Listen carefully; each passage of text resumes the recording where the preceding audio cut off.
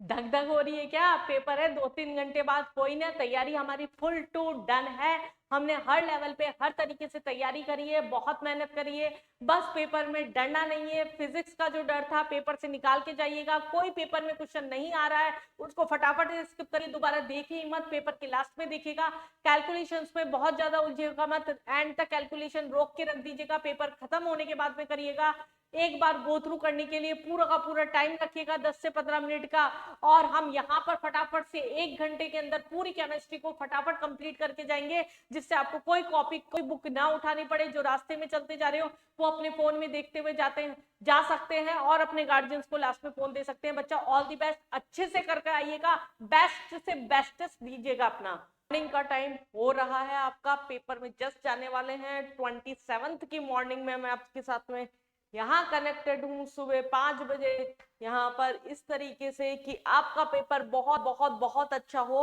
चलिए हम quick revision फटाफट से स्टार्ट करते हैं। ये है लास्ट मिनट आपके क्विक रिवीजन, जो कि आपके पेपर में अगर माइंड में रह गई चीजें तो बिल्कुल आप मचा के आएंगे पेपर में।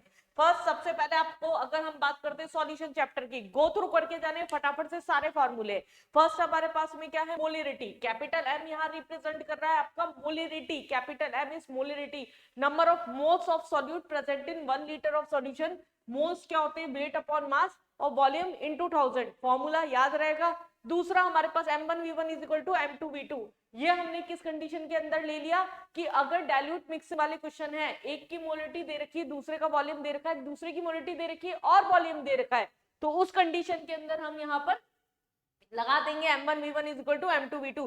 चैट बॉक्स में देखने का मेरे पास बिल्कुल भी टाइम नहीं है, आपको फटाफट से 45 से 1 आवर के अंदर में कंप्लीट केमिस्ट्री समेट के देने वाली हूँ यहाँ पर, इसलिए क्विक रिवीजन करते हैं। m3 इज इक्वल टू, यहाँ पर हम क्या बोल सकते हैं, m1v1 plus minus m2v2 upon v1 plus v2। For example अगर एक बीकर है, उसमें हमें एक सॉल्यूशन दे रखा है जिसकी मोलिटी 0.2 है, उसका वॉल्यूम 200 ml है, फिर दूसरे का मोलिटी 0.3 है और वॉल्यूम हमारे पास में 500 ml है। दोनों को मिक्स करने के बाद मोलिटी क्या होगी, इस तरह के न्यूमेरिकल्स के अंदर हमें इस न्यूमेरिकल के अंदर इस फॉर्मूले को यूज करना है। दूसरी टर्म आपकी कंसंट्रेशन की सॉल्यूशन के अंदर आती है मोल फ्रैक्शन। मोल फ्रैक्शन आपका क्या होता है बच्चा, number of moles of a component upon total moles, ये हमारे पास होता है। दूसरा मोल फ्रैक्शन बी का क्या होता है, number of moles of B upon A plus B, ये हमारे पास में क्या हो जाएगा, मोल फ्रैक्शन का यहाँ पर फॉर्मूला हो जाएगा। तीसरा हम यहाँ पर बात करते हैं मोलिलिटी की। मोलिलिटी हमारे पास में क्या होती है, मोलिलिटी यहाँ पर हमारे पास में क्या होती है, number of moles of solute present in 1 kilogram of solvent. तो आपको बच्चा यहाँ पर याद रखना पड़ेगा कि ये हम किलोग्राम में लेके चल रहे हैं। Mass percentage, mass of a component upon total mass into 100। ये मैं क्विकली इसलिए याद करवा रही हूँ, कोई बोल के बताता है तो आपको जल्दी याद रहता है, पेपर में याद रहेंगी चीजें। पार्ट्स पर मिलियन, पार्ट्स पर मिलियन क्या होता है, एक कंपोनेंट का कितना मास है टोटल मास में से इनटू 10⁶ पर मिलियन, नाम से पता पड़ रहा है 1 मिलियन। तो ये तो कंसंट्रेशन टर्म्स थी। डिफरेंस आ सकता है आपका मोलिरिटी और मोलिलिटी के बीच में, या ये भी ध्यान रखिएगा मोलिरिटी टेम्परेचर डिपेंडेंट है और मोलिलिटी टेम्परेचर इंडिपेंडेंट यूनिट होती है। दूसरा हेनरीज लॉ की अगर हम बात करते हैं तो हेनरीज लॉ ने क्या बोला, जब किसी भी गैस को लिक्विड में डिसॉल्व किया जाता है तो उसका पार्शियल प्रेशर एक कंपोनेंट का जो होता है उसके मोल फ्रैक्शन के डायरेक्टली प्रोपोर्शनल होता है। प्रोपोर्शनल हटा के हमने यहाँ पर KH लगा दिया। तीसरा हमारे पास में वेपर प्रेशर की टर्म पे अगर हम आते हैं यहाँ पर, तो वेपर प्रेशर का जो फॉर्मूला था रॉयल्स लॉ के अकॉर्डिंग, जब 2 या 2 से ज्यादा वॉलेटाइल लिक्विड को मिक्स किया जा रहा है, यहाँ पर हमने क्या किया, 2 या 2 से ज्यादा वॉलेटाइल लिक्विड को मिक्स किया, उस टाइम पे जो टोटल वेपर प्रेशर है इस सॉल्यूशन का, जो टोटल प्रेशर है वो क्या होता है, PA0, मतलब प्योर कंपोनेंट का जो भी आपका प्रेशर है, जो भी प्योर कंपोनेंट का है, इनटू जो भी यहाँ पर PB0 है, जो भी दूसरे प्योर कंपोनेंट का है, इनटू उसका मोल फ्रैक्शन। मोल फ्रैक्शन हमें पता ही है कैसे निकाला जाता है। एक चीज और याद रखिएगा, मोल फ्रैक्शन का जो सम होता है वो आपके पास में हमेशा क्या होता है, यहाँ पर 1 होता है। तो ये हमारे पास में रॉयल्स लॉ तक के आपके फॉर्मूले हो गए। फिर हमारे पास में आता है यहाँ पर कॉलीगेटिव प्रॉपर्टीज। कॉलीगेटिव प्रॉपर्टीज से आपका न्यूमेरिकल आ जाएगा सीधा। कॉलीगेटिव प्रॉपर्टीज क्या होती है, ऐसी प्रॉपर्टीज जो कि नंबर ऑफ पार्टिकल्स और मोलर मास पे डिपेंड करती है, उसके नेचर पर डिपेंड नहीं करती। तो बेसिकली 4 टाइप की कॉलीगेटिव प्रॉपर्टीज आप पढ़ के जा रहे हैं। Relative lowering of vapour pressure, elevation in boiling point, depression in freezing point and osmotic pressure. चारों के फॉर्मूले देख लेते हैं फटाफट।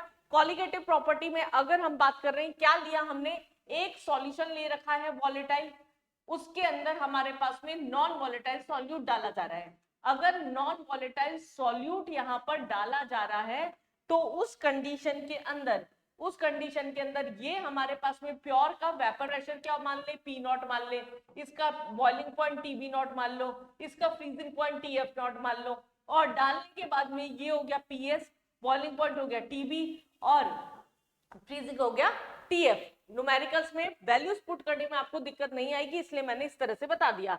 कॉलिगेटिव प्रॉपर्टी आपके पास में क्या हो जाएगी, delta P is equal to P not minus P S, ये आपके पास में क्या हो जाएगा, इसकी कॉलिगेटिव प्रॉपर्टी का फॉर्मूला हो गया कि कितना माइनस हो रहा है। और डेविएशन से हमने जब फॉर्मूले से डेरिवेशन किया तो P not is minus P S upon P not is equal to क्या होता है, number of moles of solute, this is number of moles of solute present in number of moles of solvent, यहाँ पर N2 upon N1, या हम बोल रहे हैं M2 upon W2 upon M2 into W1 into M1।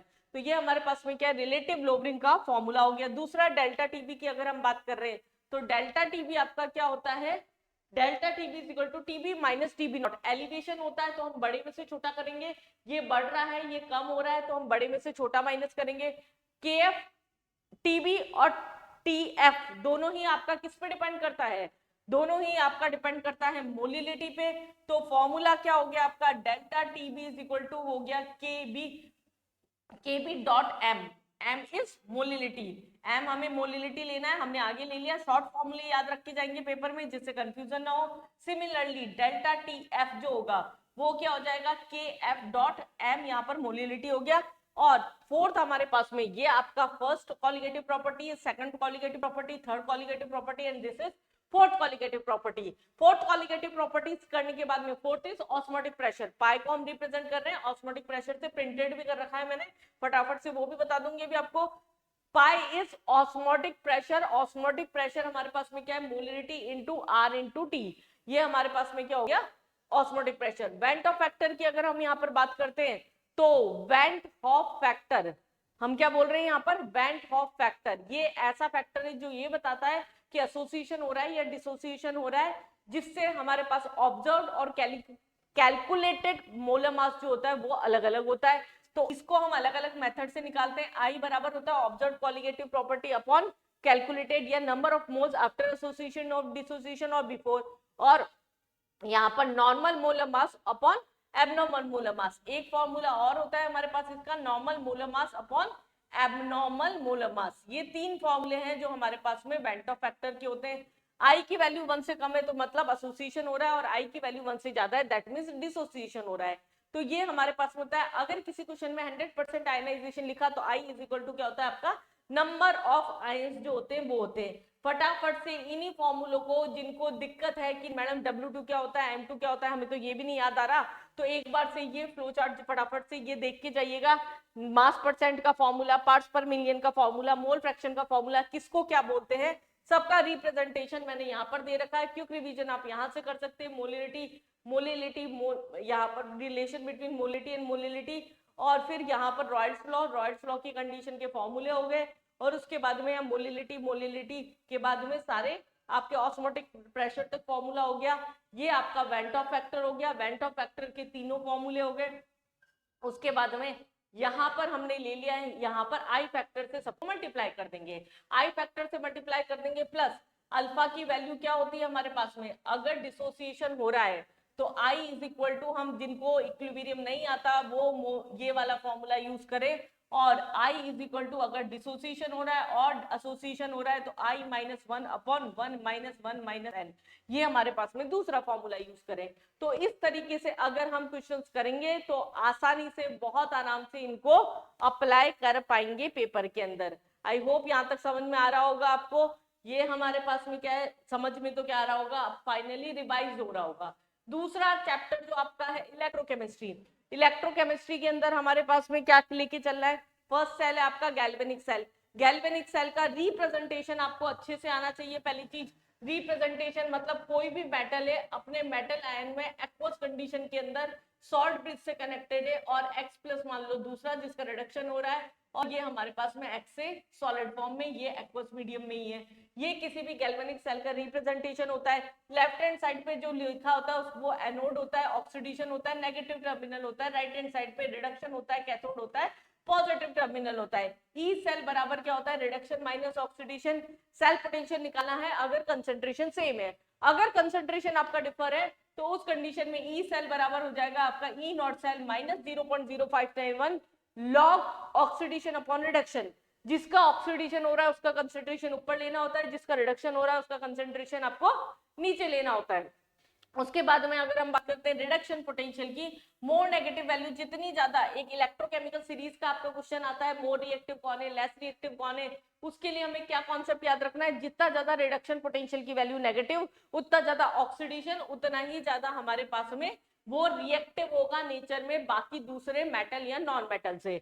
दूसरा हमारे पास Gibbs free energy जो होती है delta G, Gibbs free energy is delta G. Delta G बराबर क्या होता है, minus n F E not cell, n is number of electron transfer, F is Faraday और E not is standard electrode potential.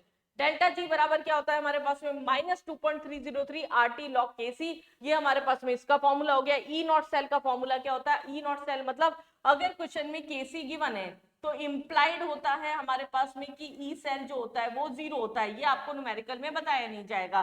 तो ई not का formula उसके according क्या हो गया, ई नॉट सेल यही पुट करके निकाला है हमने नर्स इक्वेशन में, ये क्या हो गया 0.0591 अपॉन एन लॉग के सी, ये आपका यहाँ पर फॉर्मूला हो गया। क्या आप लोग बिल्कुल कनेक्टेड हैं? लास्ट टाइम पे अगर बच्चा कॉपी खोलने से बढ़िया है, फटाफट फटाफट सुन लीजिए, सुना हुआ ज्यादा याद रहता है, देखे हुए से ये ध्यान रखिएगा, कहीं सुनी बातें वो वाली बात हो गई। इलेक्ट्रोलाइसिस सेकंड टॉपिक यहाँ पर। इलेक्ट्रोलाइसिस के अंदर हम क्या बात कर रहे हैं, फर्स्ट लॉ ऑफ फैराडे की अगर हम बात करते हैं, फर्स्ट लॉ फैराडे के अंदर हमारे पास में हमारे पास में दो फॉर्मूले हैं। फर्स्ट फॉर्मूला क्या है, यहाँ क्या बोला, द अमाउंट डिपॉजिटेड और liberated in electrolytic cell is directly proportional to quantity of electricity pass through them.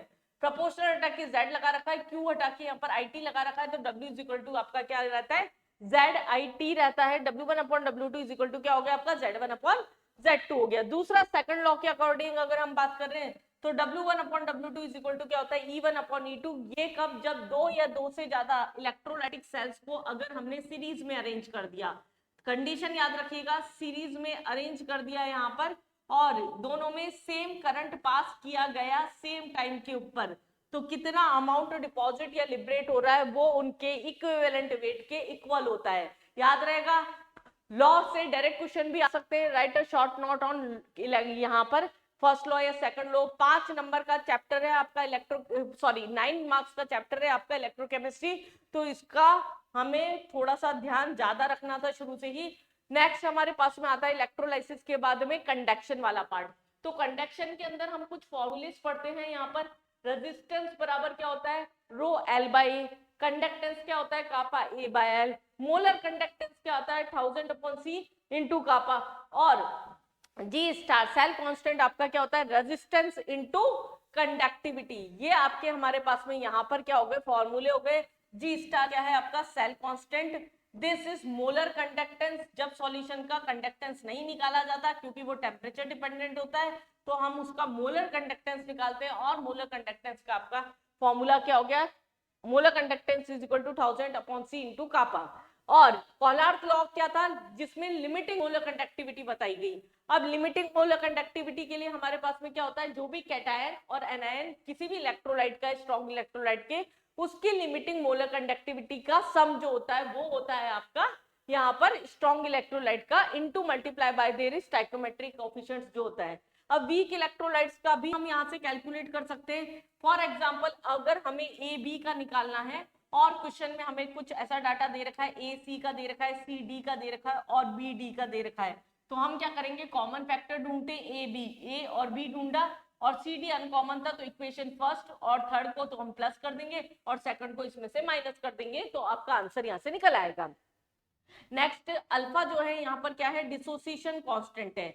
Dissociation constant जो हो गया वो क्या हो गया यहाँ पर, मोलर कंडक्टेंस जो भी होगा एक पर्टिकुलर कंसेंट्रेशन पे upon limiting molar conductance, this is dissociation constant. और यहाँ पर हमारे पास में degree of dissociation, not dissociation constant, ये है आपका डिसोसिएशन कांस्टेंट। तो alpha is degree of dissociation, confuse नहीं होना, डिग्री ऑफ डिसोसिएशन। Kc बराबर क्या हो गया, C alpha square upon 1 minus alpha. और सॉल्युबिलिटी अगर निकालनी किसी भी स्प्रैंगली सॉल्युबल सॉल्यूशन की, एसिड सॉल्युबिलिटी कापा इनटू 1000 अपॉन सी। तो ये हमारे पास में क्या थे, सारे फॉर्मूले थे इलेक्ट्रोकेमिस्ट्री के, जो आपको वापस से एक बार गो थ्रू करके ही जाने थे पेपर से पहले। अभी मैं बहुत इंपॉर्टेंट रीजनिंग्स वगैरह आपको बताने वाली हूँ, उससे पहले फटाफट से आप जिनको टर्म्स देखनी थी कि आर क्या है मैडम, रेजिस्टेंस है, कापा क्या है, कंडक्टेंस है, जिनको यूनिट्स नहीं याद है, अल्फा को क्या रखना है, डिग्री ऑफ डिसोसिएशन यहाँ पर बिल्कुल सिस्टमैटिकली ले रखा है, वो मैंने खुद ने अपने हाथ से लिखा है, तो आपको वैल्यूज का देखने में दिक्कत आ सकती है। केसी इक्विलिब्रियम कांस्टेंट हो गया, delta G standard Gibbs free energy हो गया, क्यू क्वांटिटी ऑफ इलेक्ट्रिसिटी होता है, आई जो होता है वो क्या होता है, करंट होता है, टी जो होता है टाइम होता है, जेड इलेक्ट्रोकेमिकल इक्विवेलेंट होता है। ये सब यहाँ पर मेंशन है आपका आराम से। और इसके बाद में आपका थर्ड चैप्टर जो आता है वो क्या आता है आपका, केमिकल काइनेटिक्स आता है। केमिकल काइनेटिक्स के फॉर्मूले रिप्रेजेंटेशन हम फटाफट से देख लेते हैं। केमिकल काइनेटिक्स के अंदर हम स्टार्ट कर रहे हैं अब केमिकल काइनेटिक्स थ्योरी पार्ट हम नहीं देख रहे, यहाँ पर इतना टाइम नहीं है। कल रात को ही मैंने आपको महा रिवीजन करवाया था, अगर आपने ज्वाइन किया था तो आपको सारी चीजें मैंने वहां पर थ्योरी में बहुत समेट के लपेट के दी थी, उसके बाद कुछ पढ़ के जाने की जरूरत नहीं थी आपको। केमिकल काइनेटिक्स के अंदर हमारे पास एक तो सेल का रिप्रेजेंटेशन होता है, जैसे ए बी सी डी दे रखा है, यहाँ पर इसको कैसे रिप्रेजेंट करते हैं, ये 1 माइनस है, ये 1 माइनस बी, ये 1 माइनस सी, जो भी स्टैइक्योमेट्री होती है अपॉन में चली जाती है, प्रोडक्ट साइड प्लस कर दो, रिएक्टेंट साइड माइनस लगा दो, upon D by D T. Average overall reaction में डी की जगह हमने क्या लगा दिया, यहाँ डेल्टा लगा दिया। और अगर इसी को अगर रेट लॉ के अकॉर्डिंग लिखेंगे तो आर बराबर क्या हो जाएगा, के, ए के ऊपर पावर ए और बी के ऊपर पावर बी, और this is order of reaction and is, यहाँ पर हमारे पास में क्या है, ऑर्डर ऑफ रिएक्शन, ये हमारे पास में होता है यहाँ पर ऑर्डर ऑफ रिएक्शन। यहाँ तक कोई दिक्कत नहीं होनी चाहिए। ऑर्डर ऑफ रिएक्शन और मॉलिक्यूलरिटी में आपका डिफरेंस आ सकता है। दूसरा हमारे पास आरएनएस इक्वेशन होती है, फर्स्ट लॉ सेकंड लॉ होते हैं, इसको भी देख लेते हैं फटाफट से। अगर हम बात कर रहे हैं यहाँ पर काइनेटिक्स में, ये हमारे पास रिप्रेजेंटेशन हुआ जीरो ऑर्डर की। अगर बात कर रहे हैं तो के का फॉर्मूला होता है एक्स बाई टी। एक्स यहाँ पर क्या होता है, एक्स के होता है आपका, के होता है रेट कांस्टेंट, एक्स क्या होता है यहाँ पर, कितना रिएक्टेंट खत्म हो चुका है, ए आपका होता है इनिशियल कंसेंट्रेशन, ये हमारे पास वैल्यूज होती है। दूसरा हमारे पास अगर फर्स्ट ऑर्डर की बात करते हैं तो के बराबर क्या होता है 2.303 अपॉन टी लॉग ए अपॉन ए माइनस एक्स होता है। ए यहाँ पर क्या होता है, इनिशियल कंसेंट्रेशन होती है, A is initial concentration and X is final concentration. ये क्या हो गया हमारे पास में, फाइनल कंसेंट्रेशन होता है। और हाफ लाइफ जो होता है फर्स्ट ऑर्डर का वो डिपेंड नहीं करता है, यहाँ पर जीरो ऑर्डर ही फर्स्ट ऑर्डर का डिपेंड नहीं करता इनिशियल कंसेंट्रेशन पे, दैट इज 0.693 अपॉन के। आरएनएस इक्वेशन एक बहुत ही इंपॉर्टेंट क्वेश्चन है, इस पे डायरेक्ट न्यूमेरिकल आ जाता है आपका। इसका फॉर्मूला होता है के और टी के बीच में relation, log k2 upon k1 is equal to E upon 2.303 r, r is gas constant, T2 माइनस T1 अपॉन T1 माइनस T2, E is activation energy, K2 K1 क्या हो जाएगा आपका, रेट कांस्टेंट हो जाएगा, K2 K1 is rate constant at different temperature. यहाँ पर ये क्या हो गया आपका टेम्परेचर हो गया, ये क्या हो गया आपका एक्टिवेशन एनर्जी हो गया। तो ये थे हमारे पास में क्विकली रिवाइज करने वाले काइनेटिक्स के फॉर्मूले। एक बार इसे डब्बे में देख लेते हैं फटाफट से, जिससे आपको थोड़ा सा स्मूथ हो जाए ये चीजें। डब्बे में देख लेते हैं फटाफट से। ये रहे आपके डब्बे में ये फॉर्मूले। देखिए रेट लॉ के अकॉर्डिंग जीरो ऑर्डर क्या होता है, अगर हमने बोला यहाँ ए जो हो रहा है वो बी में कन्वर्ट हो रहा है, minus D upon D T is equal to K. अगर फर्स्ट ऑर्डर के लिए लिखेंगे तो minus D upon D T is equal to K. Similarly second order के लिए और nth ऑर्डर के लिए हो गया। और इंटीग्रेटेड मेथड में हमने निकाल रखा है यहाँ पर a is equal to A not minus K T exponential की टर्म में और हमारे पास फाइनल फॉर्मूले की टर्म में। फिर तीसरा हमारे पास यूनिट की बात करते हैं तो जीरो ऑर्डर मैंने यहाँ पर बता रखा है आपको, कंसंट्रेशन के ऊपर पावर 1 माइनस एन पर टाइम लगा दो, यूनिट निकल जाएगी। 1 माइनस 0 तो मोलरिटी हो गया, पर सेकंड हो गया, ये पर सेकंड हो गया, ये पर मोलर पर सेकंड हो गया हमारे पास में। प्लॉट्स अगर हमारे पास में यहाँ पर प्लॉट करते हैं ए और टी के बीच में डायरेक्टली प्रोपोर्शनल होता है, यहाँ पर ये हमारे पास में इनवर्सली प्रोपोर्शनल होता है, तो ये ग्राफ्स हो गए आपके हाफ लाइफ की वैल्यू क्या होती है, इनिशियल कंसंट्रेशन अपॉन ए के, मतलब टी हाफ जो होता है यहाँ डायरेक्टली प्रोपोर्शनल होता है, टी हाफ जो होता है यहाँ पर इंडिपेंडेंट होता है, डिपेंड नहीं करता, और सेकंड ऑर्डर में हमारे पास क्वेश्चंस नहीं आते हैं जनरली बोर्ड्स के अंदर। तो बेसिकली ये हमारे पास में ऑल अबाउट था काइनेटिक्स। बहुत ज्यादा स्पीड में मैं यहाँ पर चल रही हूँ, पेपर बस आपका 2 से 3 घंटे के अंदर होने वाला है, पर चलो कितना टाइम हो गया है मैं देख लूं, मेरे को आपके टाइम का भी थोड़ा सा ध्यान रखना है यहाँ पर। टाइम टाइम टाइम टाइम आपका 20 मिनट हो चुके हैं, 20 मिनट के अंदर हम 3 चैप्टर कर चुके हैं, फटाफट से मैं आपको 1 घंटे के अंदर फ्री करती हूँ। आपका जो डी एंड एफ ब्लॉक का अगर हम बात करते हैं तो इसके मेन पॉइंट्स फटाफट ले लेते हैं। डी एंड एफ ब्लॉक के जो एलिमेंट्स आपके हैं उनको हम क्या बोलते हैं, ट्रांजिशन एलिमेंट बोलते हैं। कौन से 3 एलिमेंट है जिनको ट्रांजिशन बोल रहे हैं बट वो डी ब्लॉक के नहीं है, that is zinc, cadmium and mercury. उसके बाद में अगर हम बात करते हैं प्रॉपर्टीज की, अगर हम बात करते हैं एटॉमिक रेडियाई की, अगर हम बात करते हैं एटॉमिक रेडियाई की तो पॉइंट्स ध्यान रख के जाइएगा। स्टार्टिंग के 4 एलिमेंट में along the series atomic radii decrease होता है, बीच वाले एलिमेंट्स का इक्वल होता है और लास्ट वाले एलिमेंट्स का एकदम से इंक्रीज हो जाता है। बीच वाले एलिमेंट्स का सिमिलर क्यों होता है, क्योंकि वहां पर effective nuclear charge shielding effect को कैंसिल कर देता है। फिर उसके बाद में अगर हम बात करते हैं यहाँ पर नेक्स्ट प्रॉपर्टी की, दैट, और अगर हम डाउन दी ग्रुप जा रहे हैं तो 3D से 4D में इंक्रीज होता है, 4D से 5D के अंदर एकदम से यहाँ पर इक्वल हो जाता है, एकदम से इक्वल हो जाता है। क्यों हो जाता है एकदम से इक्वल, क्योंकि यहाँ पर इक्वल होने का रीजन क्या था, इक्वल होने का रीजन क्या था यहाँ पर, क्योंकि लेंथेनॉइड कॉन्ट्रैक्शन लग जाता है। दूसरा बॉइलिंग पॉइंट मेल्टिंग पॉइंट की बात करते हैं तो मेटेलिक कैरेक्टर की डायरेक्टली प्रोपोर्शनल होता है, जितना ज्यादा metallic character melting point boiling point उतना ही ज्यादा। तो क्रोमियम, मॉलिब्डेनम और टंगस्टन जो होता है आपके हार्डेस्ट मेटल होते हैं, जिसमें हार्डेस्ट मेटल जो होता है आपका टंगस्टन होता है, क्योंकि इसमें मैक्सिमम अनपेयर्ड इलेक्ट्रॉन प्रेजेंट होते हैं। सिमिलरली जिंक, कैडमियम और मरकरी सॉफ्ट मेटल होते हैं, लिक्विड हो जाता है। मरकरी इतना सॉफ्ट होता है कि फुलफिल्ड कॉन्फ़िगरेशन होने की वजह से ये रूम टेम्परेचर पे क्या होता है, लिक्विड के फॉर्म में प्रेजेंट होता है। ये क्वेश्चंस आपके डायरेक्ट आ सकते हैं पेपर में, ध्यान रखिएगा, पॉइंट वाइज सीधे क्वेश्चन आ सकते हैं। आईपी इसका बहुत ज्यादा वेरी करता है, नॉर्मल जो होता है वो इंक्रीज या डिक्रीज नहीं होता, इलेक्ट्रॉनिक कॉन्फ़िगरेशन में बहुत ज्यादा वेरिएशन है, तो इसे हमें कॉन्फ़िगरेशन बेस करना पड़ता है। ये डायरेक्टली प्रोपोर्शनल होता है आईपी, इफेक्टिव न्यूक्लियर चार्ज के इनवर्सली प्रोपोर्शनल होता है, साइज के इनवर्सली प्रोपोर्शनल होता है, फिर हमारे पास में मास के और इनवर्सली प्रोपोर्शनल होता है यहाँ पर हमारे पास में शील्डिंग इफेक्ट के। दूसरा ऑक्सीडेशन नंबर की बात करते हैं तो डी ब्लॉक में वेरिएशन बहुत ज्यादा प्रेजेंट होते हैं, क्योंकि यहाँ पर अनपेड इलेक्ट्रॉन जो होते हैं वो ज्यादा प्रेजेंट होते हैं। n-1d और ns ऑर्बिटल दोनों जो होते हैं वो यहाँ पर पार्टिसिपेट करते हैं ऑक्सीडेशन नंबर में, तो उसकी वजह से यहाँ पर ये प्रॉपर्टी आती है। अगर हम बात करते हैं लोअर ऑक्सीडेशन स्टेट में कोई प्रेजेंट है उसका कोवेलेंट कैरेक्टर होता है, हायर में प्रेजेंट है उसका आयनिक कैरेक्टर होता है, और हमारे पास में यहाँ पर ऑस्मियम जो होता है उसका ऑक्सीडेशन स्टेट जो होता है मैक्सिमम होता है, दैट इज +8। नेक्स्ट अगर हम बात करते हैं ट्रेंड्स में, फ्लोराइड्स जो होते हैं अपने लोअर ऑक्सीडेशन स्टेट के अंदर स्टेबल नहीं होते हैं। फिर अगर हम बात करते हैं यहाँ पर कॉपर जो होता है Cu2+ जो होता है रूम टेम्परेचर पे एग्जिस्ट नहीं करता यहाँ पर Cu+ की फॉर्म में, क्योंकि डिसप्रोपोर्शन रिएक्शन में जाके Cu2+ और Cu में कन्वर्ट हो जाता है। फिर अगर हम बात करते हैं यहाँ पर इलेक्ट्रोड पोटेंशियल की, तो इसकी वैल्यू अलोंग दी सीरीज जाने पर लेस नेगेटिव होती जाती है, पर हमें कुछ केसेस याद रखने, जिंक Zn+2 Zn की वैल्यू मोर नेगेटिव होती है, Ni2+ से Ni की वैल्यू भी मोर नेगेटिव होती है, this is due to fulfilled, this is due to half field.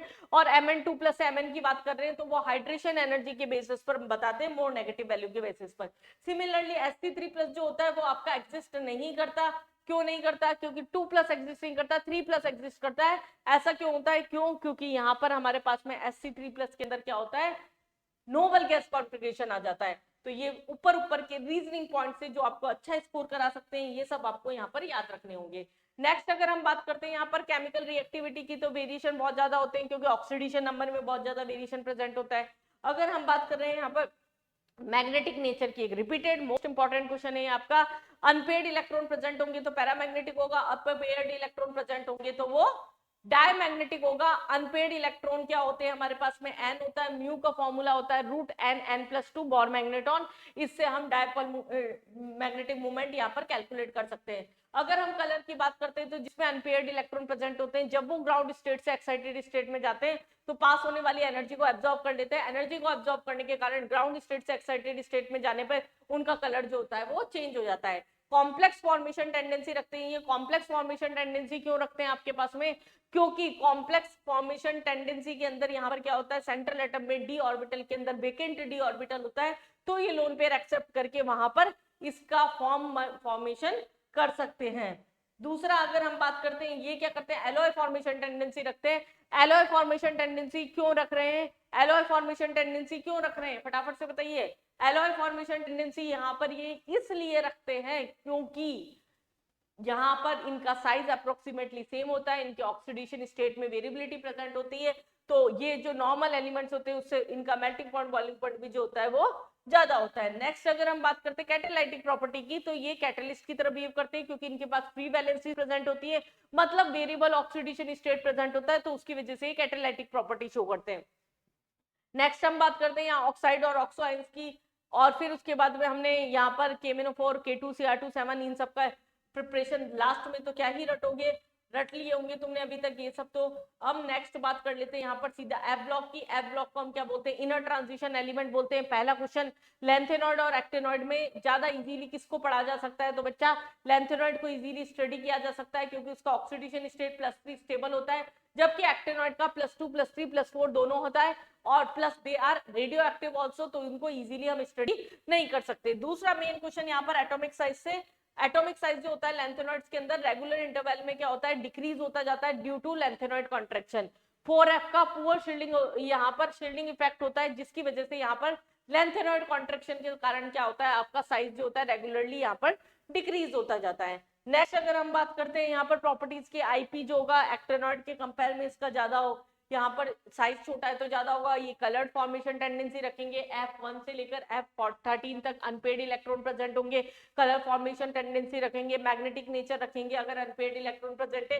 Similar properties है हमारे पास में ये सारी। ऑक्सीडेशन स्टेट +3 होता है, जबकि सीजियम और टीबी जो होता है उसका +4 भी होता है हमारे पास में यहाँ पर, बाकी जनरली +3 होता है। केमिकल प्रॉपर्टी की बात करते हैं, +3 ऑक्सीडेशन स्टेट की वजह से ये सारे जनरली कार्बाइड नाइट्रेट सल्फाइड सब बना लेते हैं। सिमिलरली एक्टेनॉइड्स होते हैं हमारे पास में। एक्टेनॉइड्स के अंदर हमारे पास में ज्यादातर एलिमेंट रेडियो एक्टिव होते हैं नेचर में। एटॉमिक रेडियस रेगुलर इंटरवल में डिक्रीज होता है पर इरेगुलर पैटर्न में होता है क्योंकि एक्टेनॉइड कॉन्ट्रैक्शन वीक होता है कंपैरेटिवली लेंथेनॉइड कॉन्ट्रैक्शन के कंपेयर में। इलेक्ट्रॉनिक कॉन्फ़िगरेशन आप डन कर चुके होंगे। तो ये था हमारे पास में पहला इनऑर्गेनिक का chapter, D and F block. 4 chapter आपके कंप्लीट हो चुके हैं यहाँ पर। नेक्स्ट हम बात करते हैं यहाँ कोऑर्डिनेशन कंपाउंड की।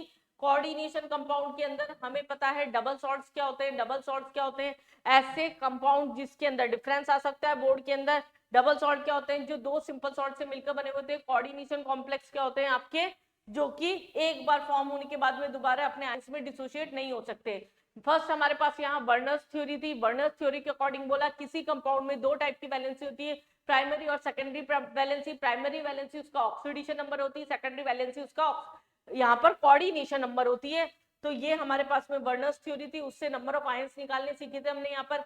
नेक्स्ट अगर कॉम्प्लेक्स की बात करते हैं किसी भी कोऑर्डिनेशन कंपाउंड की, तो यहाँ हमारे पास में क्या है, K4 था, काउंटर आयन था, Fe सेंट्रल एटम था, Cn जो होता है हमारे पास में लिगेंड्स था। ऑक्सीडेशन नंबर और कोऑर्डिनेशन नंबर आपको अभी निकालने आते होंगे, इसका अपने पास में टाइम नहीं है। एक बार नोमेनक्लेचर पे नजर डाल लेते हैं फटाफट से। कोई भी कंपाउंड आ रहा है, अगर हमारे पास सीक्वेंस में लिखा हुआ है, जो गैप देके आगे लिखा होता है काउंटर आयन होता है, जो सीक्वेंस में लिखे होते हैं, फिर सेंट्रल एटम होता है और फिर उसके बाद में उसका ऑक्सीडेशन नंबर होता है। काउंटर आयन अगर नेगेटिव है तो वो पीछे की तरफ आ जाता है। अगर कोई नेगेटिव लिगेंड है वो लगाते हैं हम आइडो लगाते हैं, पॉजिटिव लिगेंड है ईएम लगाते हैं। सेंट्रल एटम अगर नेगेटिव है तो उस कंडीशन में 8 लगाते हैं। सांस ले लो, पेपर आपका है, मेरा थोड़ी ना है। चलिए, पर अब जिम्मेदारी लिए तो पूरी तो करनी पड़ेगी। अब नेक्स्ट हम बात करते हैं आइसोमेरिज्म की। आइसोमेरिज्म का ट्रिक बता रखा है मैंने आपको। लिंकेज आइसोमेरिज्म की कंडीशन क्या है, एम्बिटेंडेंट लिगेंड देख लीजिएगा। आयनाइजेशन की ट्रिक क्या है, काउंटर आयन और लिगेंड आयन अपनी पोजीशन चेंज कर दे। कोऑर्डिनेशन की ट्रिक क्या है, 2 एंटिटी एक साथ प्रेजेंट हो। सॉल्वेट की ट्रिक क्या है, वाटर के अंदर हमारे पास में ऐसा लिगेंड प्रेजेंट हो साथ में काउंटर आयन जो उसके साथ में पोजीशन चेंज कर सकता हो।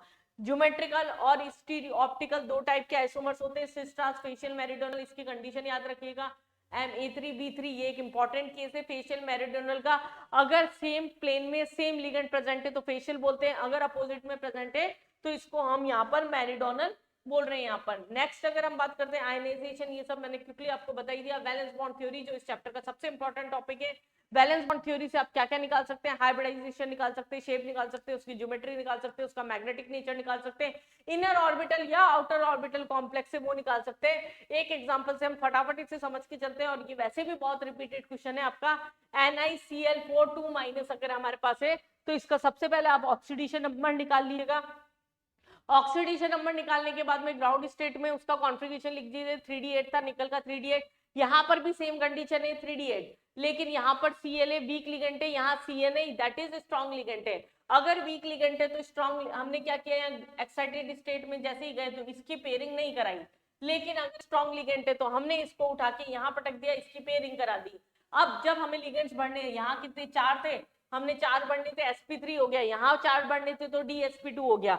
अगर आउटर ऑर्बिटल कॉम्प्लेक्स है, टेट्राहेड्रल होता है, ये स्क्वायर प्लेनर हो गया, डायमैग्नेटिक हो गया, पेयर्ड इलेक्ट्रॉन कलरलेस हो गया, और ये क्या हो गया, कलर्ड हो गया। तो सारी प्रॉपर्टीज हम इस मेथड से निकाल सकते हैं। जाते जाते देख के जा रहे हैं तो आपको श्योरली ये याद रहेगा। यहाँ पर दूसरा हम बात करते हैं यहाँ पर CFT की। CFT के लिए अंदर अगर हम बात करते हैं तो मैं सीधा फाइनल डायग्राम पे बात करती हूँ। CFT crystal field splitting theory, जिसके अकॉर्डिंग बोला जब भी डी ऑर्बिटल लेगेंड्स की प्रेजेंस में आता है तो रिपल्सिव फोर्स के कारण उसकी डिजेनरेसी जो होती है वो ब्रेक हो जाती है और वो दो पार्ट्स में स्प्लिट हो जाता है, that is T2G and EG। T2G के अंदर 3 ऑर्बिटल्स आते हैं, DXY, YZ एंड ZX, और DXY और Z स्क्वायर जो होता है आपका एक्सिस पे आता है। टेट्राहेड्रल कॉम्प्लेक्स में EG आपका नीचे रहता है और T2G जो है वो आपका ऊपर रहता है। लेकिन अगर ऑक्टाहेड्रल कॉम्प्लेक्स है तो T2G आपका नीचे रहेगा और EG जो होगा वो आपका ऊपर रहेगा। डायग्राम याद रखिएगा। इनकी फिलिंग किस तरीके से की जाती है, अगर स्ट्रॉन्ग लिगेंड है तो पहले नीचे का सारा फिल करते हैं, जैसे 4 इलेक्ट्रॉन है तो 2 2 4, फिर ऊपर जंप करते हैं। वीक लिगेंड है तो पहले सारा पेयर कर देंगे, फिर उसके बाद में यहाँ पर पेयरिंग करेंगे। तो ये हमारे पास में था CFT। उसके बाद में आपका एक पॉइंट ये याद रखिएगा, कार्बन मोनोऑक्साइड जो होता है स्ट्रॉन्गेस्ट लिगेंड होता है ड्यू टू सिनर्जिक बॉन्डिंग। अब यहाँ पर मेटलर्जी से एप्लीकेशन से भी क्वेश्चन आ सकते हैं आपके एक्सट्रैक्शन ऑफ मेटल के अंदर, जैसे यहाँ पर सिल्वर का और गोल्ड का एक्सट्रैक्शन हम करवा सकते हैं। लीचिंग का प्रोसेस हम यूज करते हैं इसके अंदर। आयरन के अंदर, यहाँ हीमोग्लोबिन के अंदर आयरन सेंट्रल एटम होता है।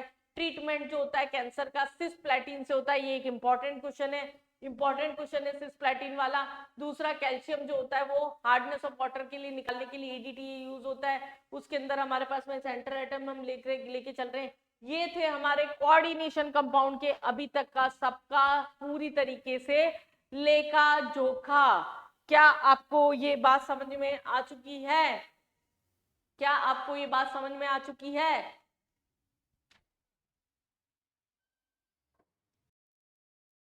तो नेक्स्ट चैप्टर स्टार्ट करते हैं हम ऑर्गेनिक से। ऑर्गेनिक के फटाफट से क्विकली हम रिएक्शंस देख लेते हैं। यहाँ पर halo alkane and hello arenes की अगर बात की जा रही है, हेलो एल्केन और हेलो एरीन्स के अंदर सबसे पहली बात जनरल फॉर्मूला RX होता है, ARX होता है। अगर हम प्राइमरी सेकेंडरी टर्सरी की बात कर रहे हैं तो ये बहुत बेसिक चीज हो गई, आपकी प्रिपरेशन पे आते हैं सीधा।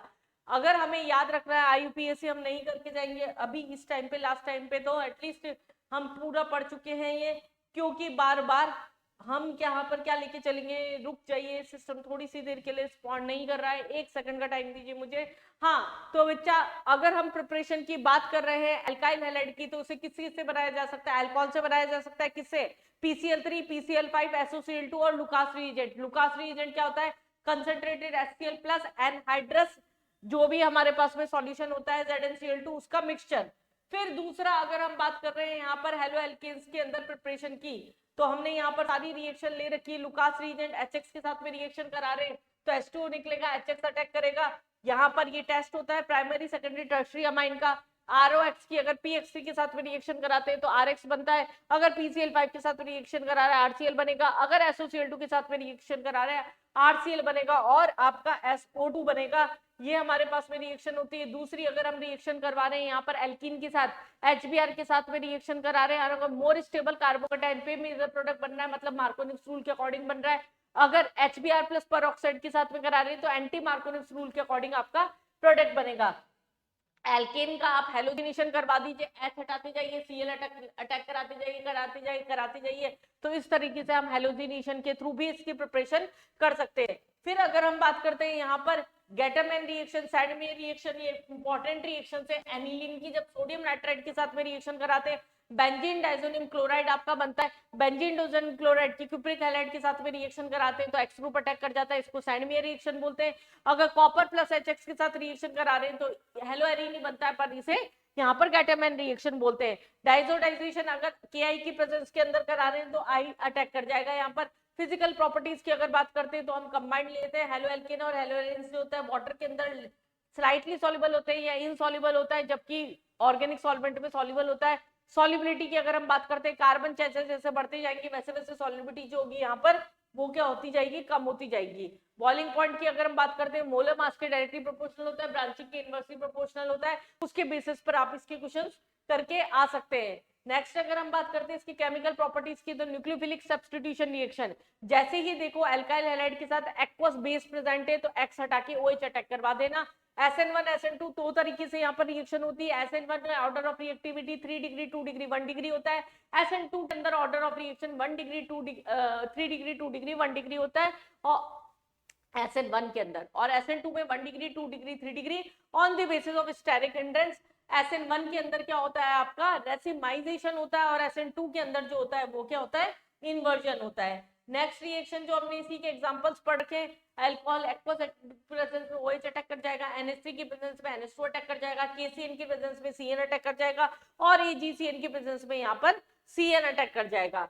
फिर अगर हम बात करते हैं यहाँ पर नेक्स्ट एलिमिनेशन रिएक्शन की, अगर हम अल्फा कार्बन से X हटा दें, बीटा कार्बन से हाइड्रोजन हटा दें in presence of alcoholic base, तो आपका यहाँ पर क्या होता है, एल्कीन बन जाता है। फिर अगर हम बात कर रहे हैं यहाँ पर बुर्ज रिएक्शन की, तो अल्काइल हैलाइड जो होता है, अगर दो मोल्स ले रहे हैं सोडियम की प्रेजेंस में, तो डबल नंबर ऑफ एटम्स का जो होता है वो एल्केन का फॉर्मेशन हो जाता है। फिर अगर हम बात कर रहे हैं यहाँ पर डव्स प्रोसेस की, डव्स प्रोसेस क्या होता है, क्लोरीन की सोडियम हाइड्रोक्साइड की प्रेजेंस में जब रिएक्शन करा रहे हैं NSR ही होता है, लेकिन ये कंपैरेटिवली लेस रिएक्टिव होता है नेचर के अंदर, ये होता आपका NSR ही है बट लेस रिएक्टिव होता है नेचर के अंदर। एक मिनट, कलर होता है NSR ही होता है पर ये लेस रिएक्टिव होता है नेचर के अंदर। और हेलोजेंस के साथ में रिएक्शन करा रहे हैं एनहाइड्रस FeCl3 के साथ में, तो हेलोजिनेशन बोलते हैं। अगर नाइट्रेशन करवा रहे हैं तो NO2 अटैक कर जाएगा, ऑर्थो पैरा पोजीशन पर सल्फोनेशन करा रहे हैं तो SO3H अटैक कर जाएगा ऑर्थो पैरा पोजीशन पर। तो इस तरीके से हम इसके रिएक्शंस कंप्लीट करते हैं। तो ये हमारा पास में पहला चैप्टर था, that is halo alkane and hello arenes. अगर हम दूसरे चैप्टर की बात करते हैं तो मैं उसको सीधा आपको फ्लो चार्ट से पढ़ाती हूँ। अब यहाँ पर अगर हम बात करते हैं यहाँ पर अल्कोहल की, अल्कोहल को किस किस से बनाया जा सकता है, एल्कीन से बनाया जा सकता है, बिल्कुल पानी डाल दो उसमें, या तो पानी डाल दो या फिर पानी के साथ में यहाँ पर B2H6 ले लो, यहाँ पर मार्कोनिस रूल के अकॉर्डिंग प्रोडक्ट बना देना, यहाँ एंटी मार्कोनिस रूल के अकॉर्डिंग प्रोडक्ट बना देना। अगर हम रिएक्शन करवा रहे हैं यहाँ पर ऑक्सीडेशन करवा रहे हैं, अगर हम सेकंड क्या करवा दें, ऑक्सीडेशन करवा दें, अल्कोहल फिनॉल ईथर की बात कर रहे हैं हम, यहाँ पर अल्कोहल की प्रिपरेशन की बात कर रहे हैं। अगर हम ऑक्सीडेशन करवा देते हैं तो क्या मिलेगा, अगर हम सॉरी रिडक्शन करवा दीजिए, ऑक्सीडेशन तो नहीं, रिडक्शन करवा दीजिए कार्बोनिल कंपाउंड का। अगर हम पैलेडियम या हाइड्रोजन की प्रेजेंस में, हाइड्रोजन या पैलेडियम की प्रेजेंस में अगर रिडक्शन करा दे, H अटैक कर जाएगा, यहाँ पर OH अटैक कर जाएगा, मतलब एल्डिहाइड से प्राइमरी अल्कोहल बनेगा, सेकेंडरी से हमारे पास में कीटोन से सेकेंडरी अल्कोहल बनेगा। पर इसी की अगर RMGX के साथ आप रिएक्शन करवा दें, कार्बोनिल कंपाउंड की अगर आपने RMGX के साथ में रिएक्शन करा दी, ये टूटा, यहाँ नेगेटिव यहाँ पॉजिटिव, इस तरीके से हाइड्रोलाइसिस को फॉलो करते हुए यहाँ फाइनली R ग्रुप आके अटैक कर जाता है, OH हो जाता है। इसका मतलब अगर कभी भी देखें यहाँ पर कि फॉर्मेल्डिहाइड से प्राइमरी अल्कोहल बनेगा, अगर RCHO कोई भी दूसरा है तो सेकेंडरी अल्कोहल बनेगा, और अगर आपका कीटोन दे रखा है यहाँ पर तो टर्शरी अल्कोहल बनेगा। तीसरा हमारे पास में फिनॉल की प्रिपरेशन की अगर हम बात करते हैं तो फिनॉल के अंदर हमारे पास में बाकी सब हमने पढ़ रखा है, X हट के OH आ रहा है, ये फर्स्ट चैप्टर में अभी बताया। मेन क्यूमीन की रिएक्शन आप यहाँ पर याद रखना, अगर आइसोप्रोपाइल बेंजीन, इसको हम क्या बोलते हैं, क्यूमीन बोलते हैं, दिस इज आइसोप्रोपाइल बेंजीन। अगर इसका एरियल ऑक्सीडेशन करवाया जाता है तो ये हमारे पास में ये कंपाउंड बना लेता है इस तरीके से, और फिर जब इसका एसिडिक मीडियम में अगर हम रिएक्शन करा दें तो आपकी फिनॉल प्रिपेयर हो जाएगा और एसीटोन जो होगा वो साइड में निकल जाएगा। ये स्पेसिफिकली मैं फिनॉल की रिएक्शन करवा के भेज रही हूँ क्योंकि बोर्ड्स के लिए एक one of the most important आपका कन्वर्जन है। फिर अगर हम केमिकल प्रॉपर्टीज की बात करते हैं तो नेम रिएक्शन वाला लेक्चर खोलिए फटाफट से। उसके अंदर अगर हम बात करते हैं केमिकल प्रॉपर्टीज की तो हम काफी सारी रिएक्शन पढ़ चुके हैं। अगर हम बात करते हैं यहाँ पर केमिकल प्रॉपर्टीज की तो अल्कोहल से क्या क्या बनाया जा सकता है, RX बनाया जा सकता है किसकी प्रेजेंस में, PX3, PX5, SOCl2, इन सब की प्रेजेंस के अंदर ही ये बनाया जा सकता है। सिमिलरली अगर हम बात करते हैं यहाँ पर RX के बाद में यहाँ पर रिएक्शन के अंदर लेके चल रहे हैं, अगर हम एल्कीन बनाया जा सकता है, एलिमिनेशन करवा दीजिए, एलिमिनेशन करवा दीजिए, यहाँ पर एल्कीन बन जाएगा। ऑक्सीडेशन करवा दीजिए, कार्बोनिल कंपाउंड बन जाएगा, कॉपर 573 केल्विन टेम्परेचर पे ऑक्सीडेशन करा दीजिए, तो यहाँ पर क्या होगा, ये हमारे पास में एल्काइन बन जाएगा। सिमिलरली अगर हम फिनॉल की बात करते हैं तो यहाँ दो मेन रिएक्शन पढ़ रखी है हमने, एक कॉल्बी रिएक्शन और दूसरी रिमर टिमर रिएक्शन, दोनों एक बार गो थ्रू करके जाइए। कॉल्बी रिएक्शन के अंदर क्या था आपका, फिनॉल जो होता है वो साइलिक एल्डिहाइड में कन्वर्ट होता है in presence of carbon dioxide and acidic medium and NaOH, और रिमर टिमर रिएक्शन में क्लोरोफॉर्म के साथ में रिएक्शन करवाते हैं तो फिनॉल जो होता है आपका सैलिक एल्डिहाइड या CCl यहाँ पर सैलिसाइलिक एसिड के अंदर कन्वर्ट हो जाता है। तो ये दो मेन रिएक्शन है फिनॉल की। बाकी नाइट्रेशन, सल्फोनेशन ये सब अगर हम कुछ भी करवा रहे तो उस कंडीशन में आपका क्या बन रहा था, उस कंडीशन में क्या बन रहा था, ऑर्थो पैरा पे प्रोडक्ट बन रहा था, वही NO2 अटैक करा दो, SO3 अटैक करा दो, तो इस तरीके से नेक्स्ट रिएक्शन हो जाएगी। नेक्स्ट अगर हम बात करते हैं ईथर की, तो ईथर के अंदर हमें सिर्फ इतना याद रखना है, ROH की जब HX के साथ में रिएक्शन करवा रहे हैं यहाँ पर तो क्या बनता है हमारे पास में, RX बनता है, H2O बनता है, ये हमारी पड़ी हुई रिएक्शन है। अब अगर हम ROH की रिएक्शन अगर RX के साथ में करवा दें तो ROR बन जाएगा, ROR बन जाएगा और HX निकल जाएगा। एक तो ये रिएक्शन हो गई आपकी। दूसरा इंपॉर्टेंट रिएक्शन जो है विलियमसन ईथर सिंथेसिस, ये आपको याद रखी ही जानी है। विलियमसन ईथर सिंथेसिस के अंदर क्या करना है आपको, यहाँ पर रिएक्शन क्या करवा रहे थे, अल्कोहल की रिएक्शन, एल्काइल हैलाइड की रिएक्शन रोना के साथ करा दो, अल्काइल हैलाइड की रिएक्शन रोना के साथ करा दो, रोना मतलब सोडियम एल्कोऑक्साइड, तो NaX निकल जाएगा और ईथर आपका यहाँ पर फॉर्म हो जाएगा, ईथर आपका यहाँ पर फॉर्म हो जाएगा और यहाँ पर एल्काइल हैलाइड जो होगा वो लिबरेट हो जाएगा। तो ये हमारे पास में क्या थी, मेन रिएक्शंस थी अल्कोहल फिनॉल ईथर की। सिमिलरली इसी तरीके से हम एल्डिहाइड कीटोन ही कर लेते, एक बार रुक जाते हैं, देख लेते हैं सबको तो नेक्स्ट हम स्टार्ट करते हैं बच्चे लोग। यहाँ एल्डिहाइड कीटोन कार्बोक्सिलिक एसिड फटाफट से गो थ्रू करके जाते हैं। एल्डिहाइड को किस किस से प्रिपेयर कर सकते हैं, अभी हमने देखा अल्कोहल का ऑक्सीडेशन करवा दो, कॉपर 573 केल्विन टेम्परेचर के ऊपर। रिएक्शन हमारे पास इंपॉर्टेंट जो 4 रिएक्शन है उसके लिए मैंने ये देखा बोला है, रोसेनबर्ग रिडक्शन में क्या करता है, एसाइल क्लोराइड का हाइड्रोजन और पैरेडियम और BSO4 की प्रेजेंस में बेंज एल्डिहाइड में कन्वर्ट होता है, इंपॉर्टेंट रिएक्शन है। दूसरा स्टीफन रिडक्शन, साइनाइड या नाइट्राइल का स्टेनस क्लोराइड की प्रेजेंस में अगर हम यहाँ पर हाइड्रोलाइसिस करवा देते हैं तो RCA जो होता है अमाइन में कन्वर्ट होकर एल्डिहाइड के अंदर कन्वर्ट हो जाता है। फिर अगर हम बात करते हैं यहाँ पर डाइबल की DIBAL that is diisobutyl aluminium chloride, same conversion होता है बट उसे हम स्टीफन रिडक्शन नहीं बोलते। नेक्स्ट रिएक्शन आ जाती है हमारे पास में यहाँ पर इटार्ड रिएक्शन। इटार्ड रिएक्शन के अंदर हम क्या करवाते हैं, क्रोमाइल क्लोराइड की प्रेजेंस में मिथाइल की अगर हमारे पास में रिएक्शन करवाते हैं, टॉलिन की रिएक्शन करवाते हैं तो वो बेंजल्डिहाइड के अंदर आपका कन्वर्ट हो जाता है। ये हमारे पास में क्या हो गई, यहाँ पर इटार्ड रिएक्शन हो गई।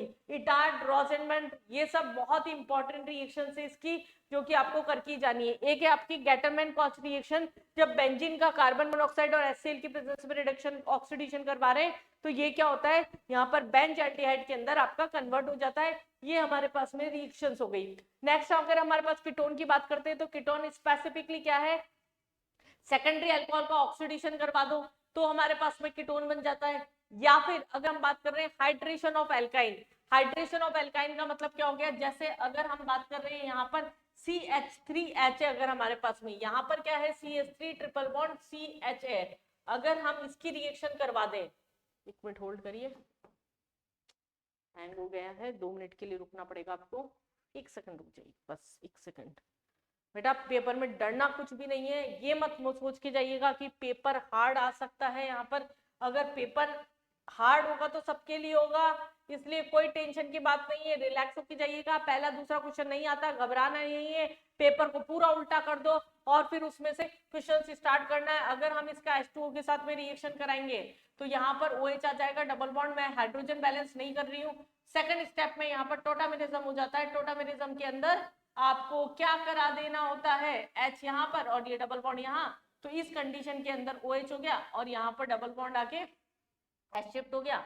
तो ये हमारे पास में क्या CH3 हो गया, ये CH3 हो गया, ये H हो गया। तो ये हमारे पास में क्या अल्कोहल ही बन रहा था, सॉरी कीटोन में कन्वर्ट होना है। ये हमारे पास में क्या हुआ, कीटोन में कन्वर्ट हो जाएगा। डबल बॉन्ड तो यहाँ आया और H उधर चला गया, तो उस कंडीशन में ये क्या बनाया आपका CH3, ये हमारे पास में यहाँ पर कीटोन बन गया। तो ये एल्काइन की रिएक्शन हो गई आपकी। नेक्स्ट अगर हम बात करते हैं यहाँ पर ग्रिग्नार्ड रिएजेंट के साथ कैडमियम क्लोराइड की रिएक्शन कराते हैं, डाइल्काइल कैडमियम बनता है। डाइल्काइल कैडमियम की फर्दर एसाइल क्लोराइड के साथ रिएक्शन कराते हैं तो कीटोन बनता है। नाइट्राइल का अगर ग्रिग्नार्ड रिएजेंट के साथ रिएक्शन कराएंगे तो भी आपका कीटोन बन जाएगा।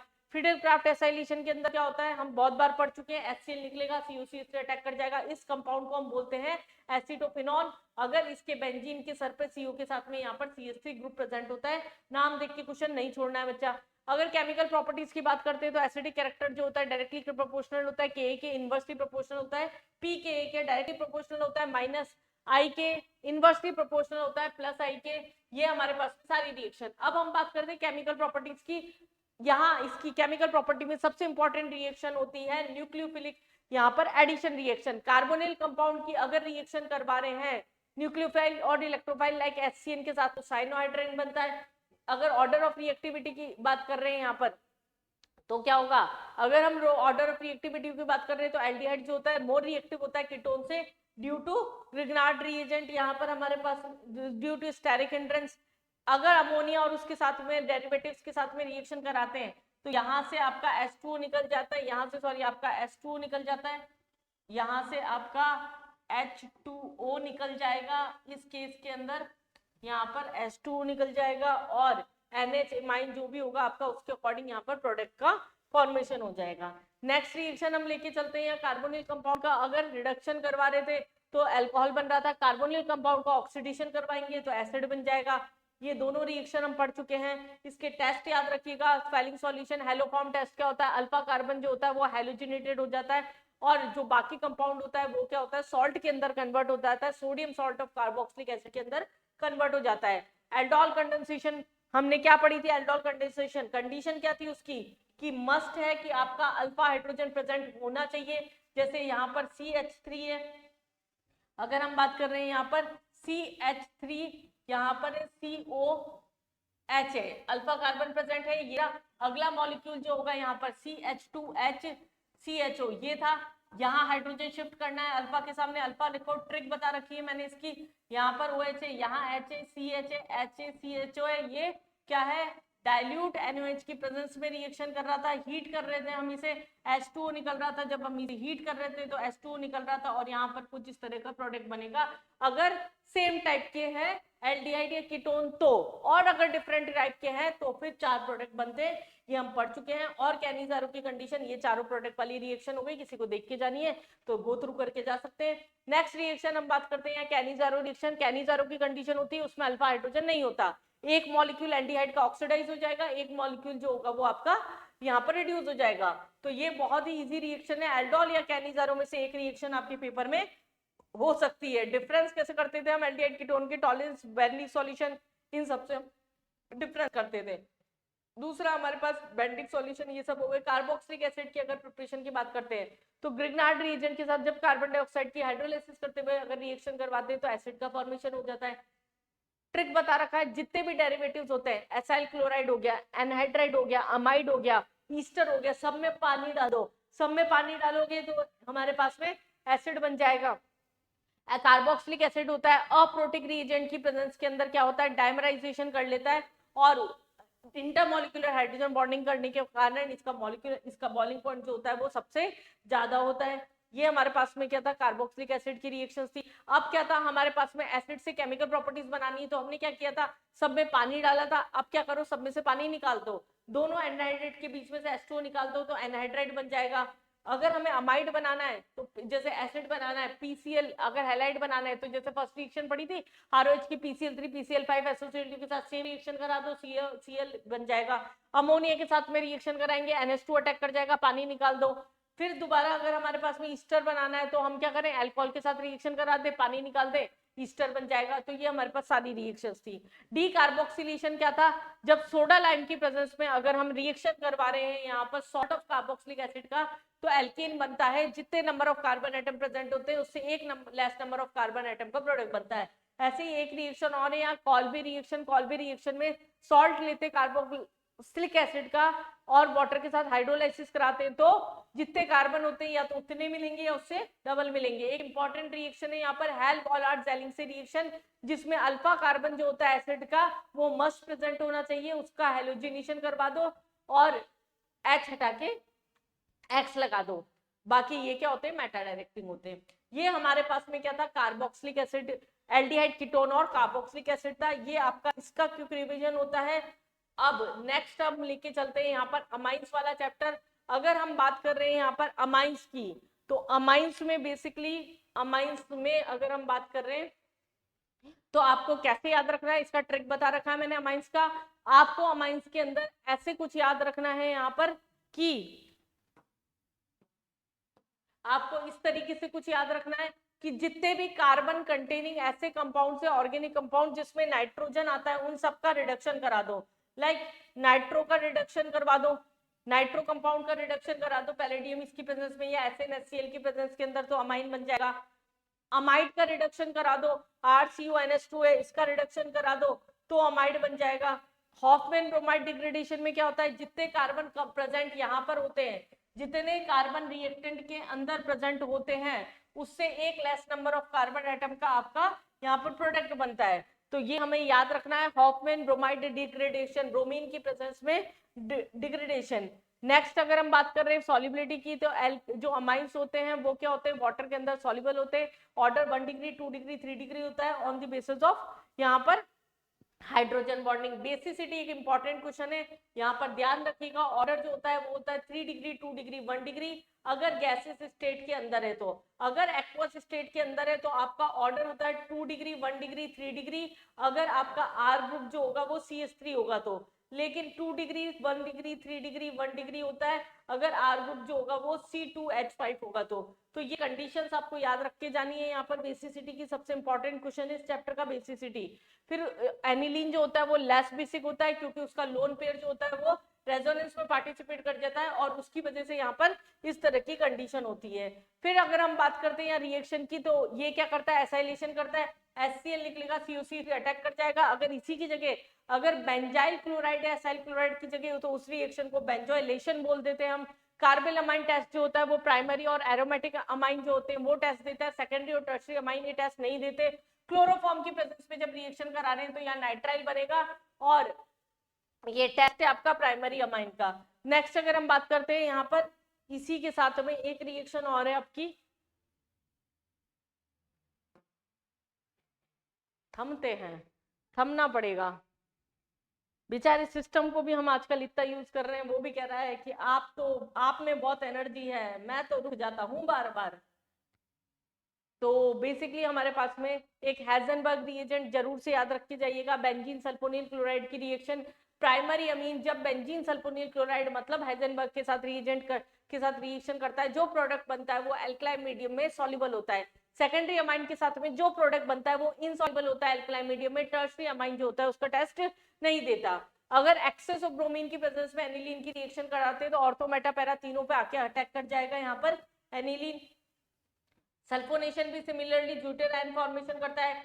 डाइजोडेटाइजेशन हम बहुत बार पढ़ चुके हैं, एनिलीन की सोडियम नाइट्राइट के साथ प्रेजेंस बेंजीन डाइजोनियम क्लोराइड बनता है। बाकी सारी रिएक्शन H2 के साथ रिएक्शन कराते हैं, फिनॉल बनता है, H3PO2 के साथ रिएक्शन कराएंगे बेंजीन बनेगा। क्यूप्रिक हैलाइड के साथ रिएक्शन कराएंगे, X अटैक कर जाएगा। KCN के साथ रिएक्शन कराएंगे, CN अटैक कर जाएगा। बहुत बार रिपीटेड रिएक्शन है। और एक ऑर्गेनिक की लास्ट रिएक्शन आपको देख के जानी है, कॉपलिंग रिएक्शन। कपलिंग रिएक्शन के अंदर क्या होता है हमारे पास में बेंजीन डाइजोनियम क्लोराइड की किसी भी electron rich aromatic reaction compound के साथ रिएक्शन कराते हैं तो एजो कंपाउंड्स बनते हैं। एजो कंपाउंड जो होते हैं वो डाई फॉर्मेशन के अंदर काम में आते हैं। तो ये था आपका ऑल अबाउट ऑर्गेनिक अमाइंस तक आपका रिवीजन हो चुका है। हम बायोमोलिक्यूल भी फटाफट से इसमें, हाँ भाई बायोमोलिक्यूल हम स्टार्ट करते हैं। यहाँ पर बायोमोलिक्यूल के अंदर अगर हम बात कर रहे हैं सबसे पहले कार्बोहाइड्रेट्स की, तो कार्बोहाइड्रेट्स का सीधा मैं आपको पहले तो ये बता दूं 3 टाइप के कार्बोहाइड्रेट्स आते हैं आपके पास में on the basis of hydrolysis, monosaccharide, oligosaccharide और पॉलीसैकेराइड। ऑलिगोसैकेराइड 2 से 10 मोनोसैकेराइड में ब्रेक हो जाता है, मोनोसैकेराइड होता ही नहीं है और पॉली बहुत सारे में हो जाता है। 2 टाइप के शुगर होते हैं, रिड्यूसिंग और नॉन रिड्यूसिंग शुगर। जो sugar molecule Fehling solution, Benedict solution इन सब से रिड्यूस हो जाते हैं दैट इज रिड्यूसिंग शुगर, जो नहीं हो पाते that is non reducing sugar. अगर हम ग्लूकोज की स्ट्रक्चर की बात करते हैं यहाँ पर, तो इसका स्ट्रक्चर, साइक्लिक स्ट्रक्चर बहुत प्रैक्टिस कराई थी आपको, ये बहुत अच्छे से याद होना चाहिए। सारे OH आपको एल्डिहाइड, यहाँ पर एल्डिहाइड ग्रुप रखना है, सारे OH राइट हैंड साइड पे रखने हैं, थर्ड कार्बन का OH लेफ्ट हैंड साइड पे रखना है। और इससे 2 साइक्लिक स्ट्रक्चर हमने बनाए थे जिसको हम बोलते हैं पायरेनॉज स्ट्रक्चर। पायरेनॉज स्ट्रक्चर्स जो थे आपके वो यहाँ पर बनाए गए थे, और ऐसे ही फ्रुक्टोज के फ्यूरेनॉज स्ट्रक्चर हमने बनाए थे। इसका सीधा हम टेबल ले लेते हैं, रिएक्शंस वाला पार्ट मैं ऐसे ही बता देती हूँ आपको। अगर किसी भी ग्लूकोज की रिएक्शन अगर हमारे पास HI के साथ में करवाते हैं, अगर वो स्ट्रेट चेन में कन्वर्ट हो रहा है, मतलब एल्केन में कन्वर्ट हो रहा है, दैट मीन्स वो स्ट्रेट चेन कंपाउंड होता है। अगर हम रिएक्शन करवा रहे हैं HCN के साथ में, अगर वो साइनोहाइड्रिन बना रहा है, मतलब carbonyl group as a functional group present है। अगर हमारे पास में अगर ऐसा है एसाइलेशन करवा रहे हैं, H हट के सब जगह Cl आ जा रहा है, COCl3 आ रहा है, इसका मतलब सब जो फंक्शनल ग्रुप है वो क्या है, बचे हुए OH ग्रुप प्रेजेंट है। एल्डिहाइड की रिएक्शन, अगर कंपाउंड की रिएक्शन ब्रोमीन वाटर के साथ करा रहे हैं या टॉलेंस रीजन फेलिंग सॉल्यूशन के साथ, और वो ऑक्सीडाइज हो जाते हैं, इसका मतलब वो क्या है आपके यहाँ पर दिक्कत तो बहुत हो रही है आज। तो अगर वो ऑक्सीडाइज हो जाते हैं आपके बेसिकली, तो वो क्या है आपके, बताइए फटाफट से। अगर हम बोल रहे हैं कि अगर वो ऑक्सीडाइज हो जाते हैं मतलब एल्डिहाइडिक ग्रुप प्रेजेंट है। और अगर डाइसैकेराइड और मोनोसैकेराइड, इसकी हम सीधी टेबल ले लेते हैं। लैक्टोज को आप मिल्क शुगर बोलते हैं, स्टार्च जो होता है वो हमारे पास सेल्यूलोज होता है, स्टार्च होता है, ये हमारे पास में थे। ग्लूकोज जो होता है मोनोसैकेराइड होता है, रिड्यूसिंग शुगर होता है। दूसरा सुक्रोज जो होता है डाइसैकेराइड होता है, नॉन रिड्यूसिंग शुगर होता है। मेन मोनोमेरिक यूनिट याद कर लीजिए, अल्फा डी ग्लूकोज और बीटा डी फ्रुक्टोज से बनता है आपका सुक्रोज। लैक्टोज बनता है बीटा डी ग्लूकोज और बीटा डी गैलेक्टोज से। मेल्टोज जो होता है वो केवल अल्फा डी ग्लूकोज से मिलकर बना हुआ होता है। स्टार्च एमाइलोज और एमाइलोपैक्टिन से बनता है, जिसमें अल्फा डी ग्लूकोज की यूनिट कंबाइंड होती है 1,4 लिंकेज और 1,4,1,6 लिंकेज से। ग्लाइकोसिटिक लिंकेज होता है आपका, 2 मोनोसैकेराइड्स को जब कंबाइन करते हैं H2 लिबरेट होता है, ऑक्सीजन से जो लिंक बना हुआ होता है that is glycosidic linkage. Glycogen जो होता है वो एमाइलोपैक्टिन से बना हुआ होता है। सेल्यूलोज जो होता है वो बीटा डी ग्लूकोज से मिलकर बना हुआ होता है। तो ये आपका क्विक रिवीजन हो गया सारे मोनोसैकेराइड्स का। प्रोटीन भी 2 टाइप के होते हैं हमारे पास में, अमीनो एसिड जिसमें NH2 और COH ग्रुप प्रेजेंट होते हैं। असेंशियल नॉन असेंशियल 2 टाइप के अमीनो एसिड होते हैं। टीवी मेल पाथ इसका ट्रिक था जिसके अल्फाबेट्स आ रहे थे इस तरीके से। पेप्टाइड बॉन्ड क्या होता है, जब दो अमीनो एसिड्स को कंबाइन करते हैं H2 निकलते हैं, तो वहां पर उसके बीच में क्या होता है CONH का लिंकेज होता है। CONH का जो लिंकेज होता है उसको हम क्या बोल रहे हैं यहाँ पर पेप्टाइड बॉन्ड बोल रहे हैं। ये CONH का लिंक होता है, इसको हम बोलते हैं पेप्टाइड लिंकेज। 1 नंबर में आपका यहाँ पर आ सकता है। उसके बाद में स्ट्रक्चर्स की अगर हम बात करते हैं, प्राइमरी स्ट्रक्चर इतना इंपॉर्टेंट नहीं है, सेकेंडरी और टर्शरी स्ट्रक्चर की बात करते हैं। ये अल्फा हेलिकल फॉर्म होता है, एक बीटा सिलिकेट फॉर्म होता है, दोनों हाइड्रोजन बॉन्डिंग या डाइसल्फाइड लिंकेज से आपस में कंबाइन होते हैं। डीनेचुरेशन ऑफ प्रोटीन आपका शॉर्ट नोट आ सकता है। डीनेचुरेशन ऑफ प्रोटीन क्या होता है, जब भी प्रोटीन अपनी बायोलॉजिकल एक्टिविटी लूज करता है शेप में, स्ट्रक्चर में चेंज आने के कारण, तो उसको हम क्या बोल रहे हैं, डीनेचुरेशन ऑफ प्रोटीन बोल रहे हैं। चलो बच्चा बिल्कुल भी तैयारी में लापरवाही तो नहीं की थी ना, बिल्कुल कॉन्फिडेंट होके जाना है। न्यूक्लिक एसिड जो होता है वो 3 चीजों से मिलकर बना हुआ होता है, base plus sugar plus phosphate group, इसको हम बोलते हैं न्यूक्लियोटाइड।